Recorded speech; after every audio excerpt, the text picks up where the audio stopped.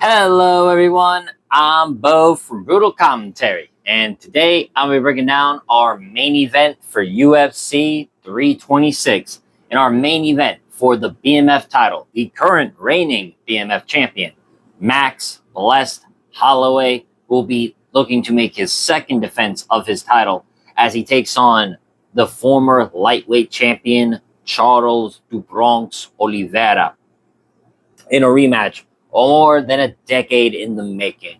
I don't know how many people actually know this. I'm sure hardcore fans know this, but even it comes as a bit of a surprise. These two actually fought before. Back in 2015, when both were rising featherweight contenders, neither of them had really become an established name, more or less, but they were kind of well known as these prospects who were gaining some momentum. Now, the fight all ended kind of almost immediately. It didn't last that long, roughly 2 minutes or so, or like 2 minutes and change. It ended when Oliveira kind of clinched his shoulder and basically went no mas. What ended up happening was Oliveira had suffered a micro tear in his esophagus, which, I didn't know this until looking up. Pretty serious injury. Luckily, nothing bad happened, and both men went on with their careers. So really, you can't take anything from their first fight. In fact, you could arguably call this a fresh new matchup because, like I said, there was really a non-factor in either guy's career. And now at this point, they're not prospects. They are bona fide legends and future Hall of Famers. Max Holloway, former featherweight champion, and just continues to always be must-watch TV. Meanwhile, Charles Olivera became a lightweight champion, defended his belt 2 times. I know he lost the belt due to the scale, but let's be real, he defended the belt against Justin Gaethje. And while both men aren't necessarily in their absolute physical prime, per se, right? Max Holloway is 34, but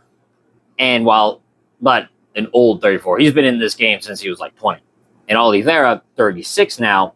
Again, they aren't necessarily over the hill, but I think it's fair to say both men are past their primes, but they're at the peak of their technical mastery. Both have retooled and have continuously refined their skills over and over again to the point that they've kind of mastered their respective styles. And now we get to see them at the peak of their technical mastery, like I said. This is a fantastic fight, one of the most anticipated fights of the year, without a doubt, and one that should be violence. But with that said, let's get down to the breakdown. Also, I'm not doing my normal let's meet the fighters because we both know them so well at this point. Starting with Max Holloway, or the Volume King. Max Holloway's style is built around one important thing: volume. Him being arguably one of the best pure boxers in UFC, Holloway is not only good at switching stances, he's good with his combination punching, pace, and ability to simply overwhelm opponents with output that's almost unmatched. Very rarely do you see anybody who can match Holloway if we're talking pure pace and volume and output. But what truly separates Holloway from most fighters is the blessed cardio he has. For 5 rounds, Holloway can maintain a pace that most fighters simply cannot survive. And over time, that pressure breaks opponents mentally and physically. On that 13-fight winning streak Holloway went on, it was a question of what could you do to him. You could be competitive for the first, second round, maybe even the third, but eventually that pace and volume is just going to drown you, and he's going to be leaps and bounds ahead of you. But we've seen it time and time again. We've seen him when he drowned Anthony Pettis, when he beat up Jose Aldo twice. It's just so hard to beat him in output, but just so hard he just drowns opponents. But what's interesting is that Holloway, since fully transitioning to lightweight, right? Holloway's fought 3 times at lightweight. The second Poirier fight, the Gaethje fight, and then the third Poirier fight. 2 of those are different, right? When he fought Poirier the second time, it was a bit of short notice, and Holloway looked more like a bloated featherweight. But since fighting Gaethje and Poirier in the third fight, the Ilya to Poirier fight in between those, Holloway has fully transitioned to lightweight, and he's finishing his career here. And you notice he's unlocked a new level of power he simply did not have before. For years, Holloway was more of a cumulative damage. Like, he had TKOs and whatnot, but it wasn't one-shot hitter-quitters. But now you see him hurt his opponents more. In the third Poirier fight, he dropped Poirier and hurt him repeatedly in that fight. And then he had one of the greatest KOs I will ever see when he knocked out Gaethje at UFC 300. So that tells you something. Holloway still has the volume, but now he carries more stopping power, especially at lightweight. And that's a dangerous evolution at this stage of his career. Now, looking at Charlie Olives, Du Bronx, or the Submission King. Oliveira is, like I said, the Submission King. He has the most submissions in UFC history, including the most finishes in UFC history. So he is the best finisher, at least statistically speaking, and simply a man who can finish the fight anywhere, knock you out, submit you, doesn't matter. Oliveira can do it all. His grappling is not just elite. It's not just some of the best BJJ we've ever seen. It's opportunistic. Oliveira doesn't need long sequences. He only needs a single opening. And the moment someone makes a mistake in a scramble or leaves their neck exposed, Oliveira's going to take that home with him. But Oliveira's no longer just a really good grappler. Over the years of evolution, including that, I believe it was 11-fight win streak he went on during his march through lightweight, he has developed a very good striking game. From training out to shoot the box, their style is kind of well known. They are very aggressive, violent Muay Thai striking. Oliveira has really refined technique. I think Max Holloway is a bit more refined. Oliveira is by no means a sloppy striker. He has some beautiful punch combinations himself, great Muay Thai knees and elbows, especially in the clinch, and ferocious teeps up the middle. So, like I said, he may not have the boxing technique, but his Muay Thai is just as good. And Charles Olivera hits incredibly hard. I mean, he did drop Gaethje, hurt Poirier, and dropped in TKO Michael Chandler. Olivera hits incredibly hard. And that's what makes him so good. I mean, many of his fights kind of follow a pattern. He actually hurts his opponents on the feet, then follows the submission, like he did with Gaethje. And at this stage, also, that power is going to be important because while Holloway has always had one of the greatest chins we had ever seen, his bills have finally been paid, or his dues, if you want to call it like that, because he had recently, not too long ago, against Ilia Topuria at UFC 308, suffered the first knockout loss of his career, and he has been dropped in his last 3 fights. Gaethje dropped him, Poirier dropped him. We're seeing that while Holloway now hits with a new level of power, he's easier to hurt than ever before. And, that's fair. Like I said, he's had a lot of fights. He's been doing this since he was very young. So I guess it was always going to happen eventually. Now, looking at it through the different lenses, right? The striking and grappling. Starting with the striking. If this stays on the feet for long stretches, I lean towards Holloway to have the advantage. His boxing's cleaner, his combinations are tighter, and his output is significantly higher. And while Oliveira probably hits harder and has just as good a more diverse tool set of weapons, I mean, Holloway has good kicks and elbows, but I think Oliveira has the overall better, well-rounded striking game. There's one big flaw with Oliveira's striking. It's his defensive head move. He doesn't move his head. It is on a straight line. Now, he has a good Muay Thai guard, but he doesn't move his head. He relies more on aggression and pressure rather than any defensive mechanics. And that's dangerous against someone like Holloway, who thrives on finding rhythm and landing repeated combinations. Holloway doesn't just, fire one shot and then end it. He's going to fire 5, 6, 7, multiple punch combinations. I mean, this is a guy who threw over 700 strikes on Calvin Kattar, 400 of those to the head. And while many fighters have, and another thing is Oliveira, while he's very resilient, he's not that hard to drop. I mean, Oliveira's been dropped in almost every fight I can think of. I mean, Gaethje dropped him, Poirier, Chandler. I mean, that's to name a few. Topuria knocked him out cold in last July. Oh, no, I take it back, last June.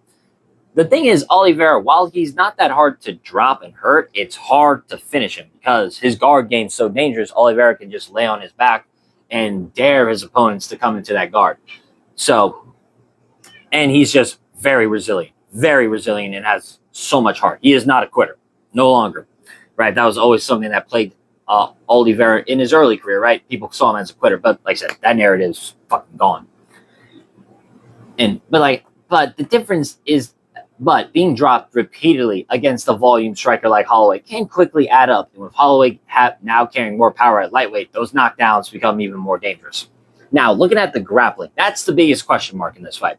When you look at Holloway's career, he's not fought that many grappling / wrestling focused opponents. There's only a few I can think of. Frankie Edgar, who's a really good wrestler. Ryan Ortega, who, like Oliveira, very dangerous submission artist, but I think Oliveira's a more well-rounded grappler in the sense he can wrestle better. And Ilia Topuria. But Topuria didn't really have that many grappling moments. He did take Holloway down twice, but they weren't much because Holloway was able to get up So, but you would think if Oliveira can take Holloway down for long, extended amount of time, it's going to be dangerous for Holloway because Oliveira, he's very good with his body lock takedowns. You saw with Mateo's Gamrot, and very good with his clinch. And physically speaking, I think Holloway is going to be the stronger fighter, especially in the grappling between the two. And if he locks his hands and lifts Holloway up, I think he could absolutely bring this fight to the mat. But holding Holloway down is extremely different, is a different thing altogether.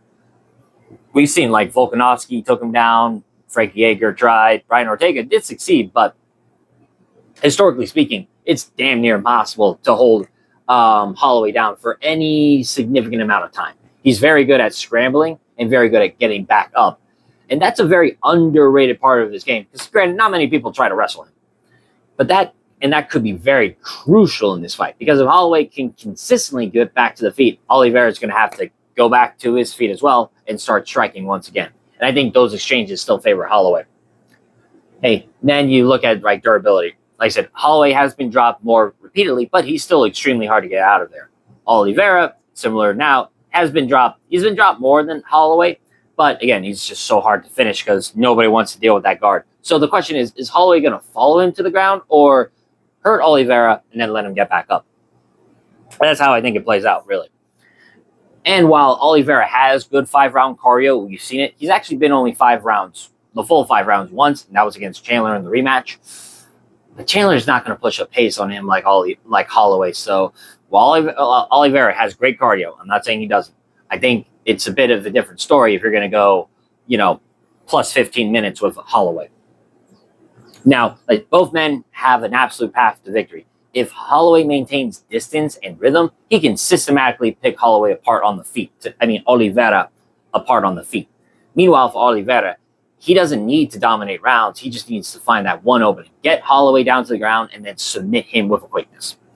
So, for my final assessment, this is an incredibly stylistic matchup. It is a fantastic fight, without a doubt.